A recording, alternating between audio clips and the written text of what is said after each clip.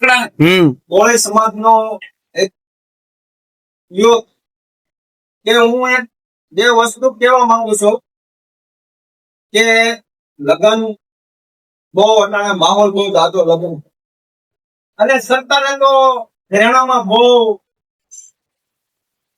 જે 30,000 મળતું હતું 60,000 મળતું હતું અટાણે 1,00,000 ને 25,000-30,000 રૂપિયા ભાવ થઈ ગયા.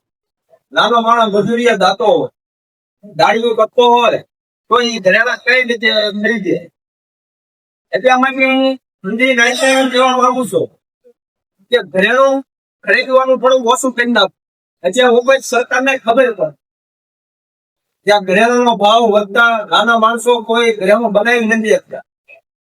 કે એટલા માટે હું કહું છું કે તમે 5 લાખનું ઘરેણું લેતા હોય તો ને 1.5 લાખનું પીઓ અને બીજા કઈ પૈસા મળ્યા હોય તો એ દીકરીના ખાતામાં મેળવી કે ભવિષ્યમાં એને ટાઈમ આવ. તો એટલા માટે હું એને અંદાજે અને આપણે જેમ મેં તો હજી ખાલી ઘરેણાનું કીધું છે અને હજી તેવા અનેક વસ્તુ છે કે આપણે ખોટા ખર્ચો કરીએ છીએ કે આપણે કોઈ ડીશે છે અને કોઈ જમણવારી મીઠાણ રાખી છે કે એ 1.5-2 લાખ રૂપિયા તો જમણવારી થાય.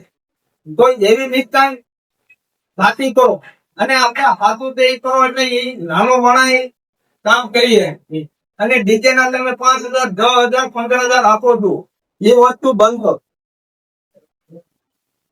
જય ભગવાન.